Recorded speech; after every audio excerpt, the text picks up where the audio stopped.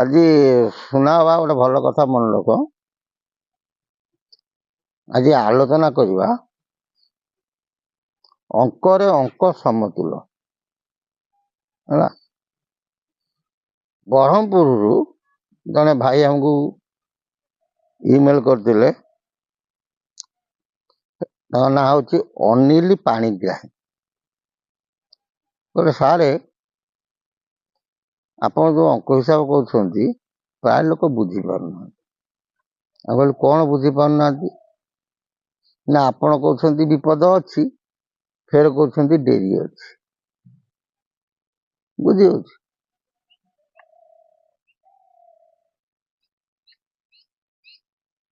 ଏଇ ଯୋଉ କଥା ଆମେ କହୁଛୁ, ବେଳେ ବେଳେ କହୁଛୁ ସମୟ ହେଇଗଲା, ଫେରେ କହୁଛୁ ଡେରି ହେଇଗଲା, ଆର ମହତ୍ଵ କଣ? ଗୋଟେ ଭଲ କଥା ମନେ ରଖ, ମହାପୁରୁଷ ମୁଖ୍ୟତଃ ଦୁଇ ଜଣଙ୍କ ଅଙ୍କ ଉପରେ ବେଶୀ ଲେଖିଛନ୍ତି। ଜଣେ ହେଲେ ଅନନ୍ତ ମାଧବଙ୍କ ଅଙ୍କ, ଆଉ ଜଣେ ହଉଛନ୍ତି କିଏ ନା ବାଳ ମୁକୁନ୍ଦ ଅଙ୍କ। ତତ୍ଵ ସଙ୍ଗେ ସଙ୍ଗେ ଇଏ ଦୁଇଟି ଅଙ୍କ ହଉଛନ୍ତି ମୁଖ୍ୟ।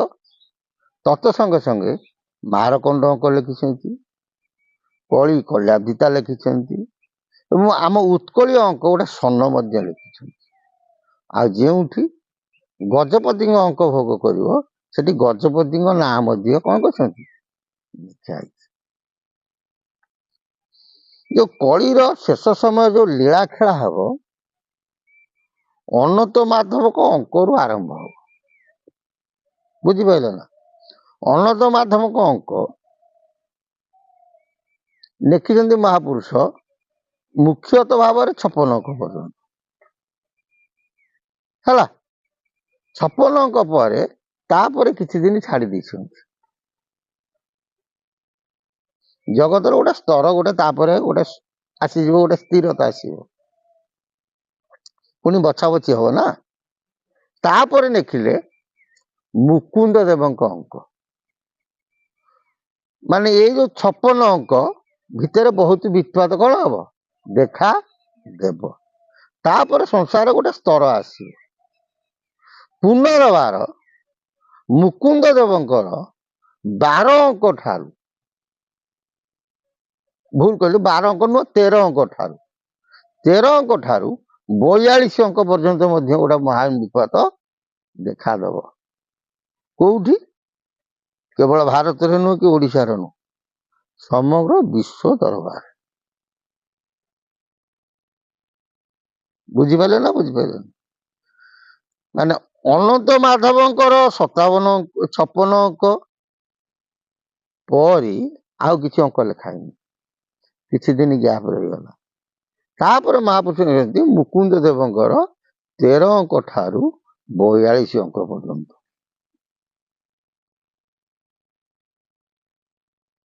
ଅମର ଜୁମର ଥବ ଦେଖିବ, ତା ଲେଖିଛନ୍ତି ବାଳ ମୁକୁନ୍ଦ ସଳି ଆବ ଶେଷ ହେବ ସେହିଦିନ କଳିଯୁଗ ସମ୍ପୂର୍ଣ୍ଣ ହୋଇବ। ବାଳ ମୁକୁନ୍ଦ ସଳି ଆବ, ସଳି ଆବ ବୋଲନ୍ତେ 42, ନୋଟି ଦିଅ କେତେ ହେଲା 42। ବାଳ ମୁକୁନ୍ଦ ସଳି ଆବ ଶେଷ ହେବ ସେହିଦିନ କଳିଯୁଗ ସମ୍ପୂର୍ଣ୍ଣ ହୋଇବ। ଲେଖିଲେ କୋଉ ଦିନ ନା ବୈଶାଖ ଶୁକ୍ଳ ଅଷ୍ଟମୀ ଗୁରୁବାର ଦିନ ସେହିଦିନ କଳିଯୁଗ ହୋଇବ ସମ୍ପୂର୍ଣ୍ଣ। ତେଣୁ ବାଳ ମୁକୁନ୍ଦଙ୍କର 42 ଅଙ୍କରେ ବୈଶାଖ ଶୁକ୍ଳ ଅଷ୍ଟମୀ ଗୁରୁବାର ହିଁ ପଡୁଛି, କିନ୍ତୁ ବାଳ ମୁକୁନ୍ଦ ରଜା ହେଇ ନାହାନ୍ତି। ବର୍ତ୍ତମାନ ଅଛନ୍ତି କିଏ? ସେ ଜୀବିୟ ସିଂହଦେବ ରଜା ଅଛନ୍ତି। ଆଙ୍କ ପରେ ହେବେ ବାଳ ମୁକୁନ୍ଦ ରଜା। ବାଳ ମୁକୁନ୍ଦଙ୍କର 42 ଅଙ୍କରେ ବୈଶାଖ ଶୁକ୍ଳ ଅଷ୍ଟମୀ ଗୁରୁବାର ପଡିବ ଏବଂ ବାଳ ମୁକୁନ୍ଦଙ୍କର 32 ଅଙ୍କରେ ମୀନ ଶନି ଗୁରୁବାର ମଧ୍ୟ ପଡିବ। ପଡିବ କଣ? ନିଶ୍ଚିନ୍ତ ପଡିବ। ତେଣୁ ଏ ଦୁଇଟି ଅଙ୍କ ହଉଛି ମୁଖ୍ୟ। କିଛି ବିତିପାତ ଦେଖାଦବ କାହା ଅଙ୍କରେ? ଅନନ୍ତ ମାଧବଙ୍କ ଅଙ୍କରେ। ଆଉ କିଛି ଅଙ୍କ ଦେଖାଦବ ବାଳ ମୁକୁନ୍ଦଙ୍କର ଅଙ୍କ। ଆଉ ତମେ ଯୋଉ ଅନନ୍ତ ମାଧବଙ୍କ ଅଙ୍କଟାକୁ ଯଦି ଧରିବ ଜାଣିପାରିବ। ମାରକଣ୍ଡ ଅଙ୍କ ଯଦି ମିଶେଇ ପାରିବ ସବୁ ସମାନ ଆସିଯିବ। ବୁଝିପାରିଲ ନା ବୁଝିପାରିଲନି? ଅନନ୍ତ ମାଧବଙ୍କର ଅଙ୍କନ କଲେ କେତେ 56 ଅଙ୍କ ସତ୍ୟକଳି ପ୍ରବେଶ କରିବ। ସେମିତି ମାରକଣ୍ଡ ସେମିତି 21 ଅଙ୍କ ସତ୍ୟକଳି ପ୍ରବେଶ କରିବ। ବୁଝି ହଉଛି ନା? ତେଣୁ ମାରକଣ୍ଡ ଅଙ୍କ ଆଉ ଅନନ୍ତ ମାଧବ ଅଙ୍କ ଦିଟାକ ଅଙ୍କ ସମତୁଲ୍ୟରେ ଚାଲୁଥିବ। 2-3 ମାସ ଡିଫରେନ୍ସ ରହିବ। ଅନନ୍ତ ମାଧବଙ୍କର ଅଙ୍କଟା ଶୂନ୍ୟରୁ ଧରା ହବନି, ତାଙ୍କର ଗୋଟେ ସ୍ୱତନ୍ତ୍ର ଦିନ ଅଛି। ମାରକଣ୍ଡଙ୍କ ଅଙ୍କ ଅନନ୍ତ ମାଧବଙ୍କ ଅଙ୍କ ଯୋଉ ଦିନଠୁ ଆରମ୍ଭ ସେ ଦିନ ନୁହଁ, ତାଙ୍କର ମଧ୍ୟ ଗୋଟେ ସ୍ୱତନ୍ତ୍ର ଦିନ ଅଛି। ମାନେ 2-3 ମାସ ଛାଡ଼ିବ ଏପଟ ସେପଟ। ଆଉ ଗଜପତିଙ୍କ ତ ଶୂନ୍ୟରୁ ଅଙ୍କ ଆରମ୍ଭ ଆଉ ଓଡ଼ିଆରେ ତ ଆମ ଓଡ଼ିଆଙ୍କ ନୂଆ ବର୍ଷ ହଉଛି କୋଉ ଦିନ? ଶୂନ୍ୟ ନା ନାଇଁ? ଆମ ସନାତନୀଙ୍କର ନୂଆ ବର୍ଷ ହଉଛି କୋଉ ଦିନ?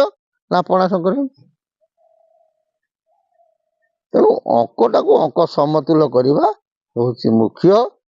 ସେ ଯୋଉ ଭାଇ ପଚାରୁଥିଲେ ଆମେ ବୁଝିପାରୁନୁ, ସେଥିପାଇଁ ଆମେ କହୁଛୁ ଅନନ୍ତ ମାଧବଙ୍କର 56 ଅଙ୍କ ଭିତରେ ବହୁ ଭିତ୍ତିପାତ ଦେଖାଯିବ।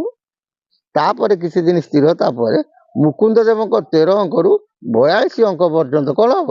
ମହାଭିତ୍ତିପାତ ଦେଖାଯିବ। ଆଉ ଗୋଟିଏ କଥା କହୁଛୁ, ମନେ ରଖିଥାନ୍ତୁ, ଆମେ ତ ଜ୍ଞାନ ତ ହଉଛି ସାଗର, ଆମେ ନିମିତ୍ତ ମାତ୍ର। ଆମେ ଯେତିକି ଜାଣିଛୁ, ମାଳିକା ହଉଛି ମହାପୁରୁଷଙ୍କର ଭବିଷ୍ୟତ ମାଳିକା ହଉଛି ଅକ୍ଷର ଅକ୍ଷର ସତ୍ୟତା। ଇଏ କସ୍ମିନ କାଳେ ମିଥ୍ୟା ହବ ନାହିଁ। ଆଉ ଆମେ 4ଟି ଏପିସୋଡ ଭୁଲ କରିକି କହିଛୁ, ଜାଣି ଶୁଣିକି। କାରଣ ଆମ କେତେ ଜଣ କଣ ହେଲେ, କେତୋଟି ଚ୍ୟାନେଲ ଆମକୁ କଣ କଲେ, ଫଲୋ କଲେ ବୋଲି ଆମେ ତାଙ୍କୁ ଭୁଲ କରି କହିଥିଲୁ। ଆଉ 56 ଅଙ୍କ ଭିତରେ ବହୁତ ଭିତ୍ତିପାତ ଦେଖାଦବ, ଯାହାକି କଳନା ନାହିଁ। ମହାପୁରୁଷ କେବେ କଣ ଘଟିବ ତା ମଧ୍ୟ ଲିପିବଦ୍ଧ କରିକି ଯାଇଛନ୍ତି। ଆଉ ସେ ଭାଇ ଯେତିକି ମିନତି, ଏଥରକ ଅଙ୍କକୁ ଅଙ୍କ ସମତୁଲ କରନ୍ତୁ, ନିଶ୍ଚିନ୍ତ ଜାଣିପାରିବେ କଳିଯୁଗ ସରିବ କି ନାହିଁ, ଭିତ୍ତିପାତ ହବ କି ନାହିଁ। ମହାପୁରୁଷ କହିଥିବା ବାଣୀ ସେ ଅକ୍ଷର ଅକ୍ଷରେ ମିଶୁଛି କି ମିଶୁନାହିଁ, ତାହା ଆଗକୁ ଭବିଷ୍ୟତ କହିବ। ଆମକୁ ବିଦାୟ ଦିଅନ୍ତୁ। ଜୟ ଜଗନ୍ନାଥ। ପ୍ରଭୁଙ୍କ ସଦିଚ୍ଛା ପୂର୍ଣ୍ଣ ହଉ। ଭୋଲାନନ୍ଦ ଏକ ବାର ହରି।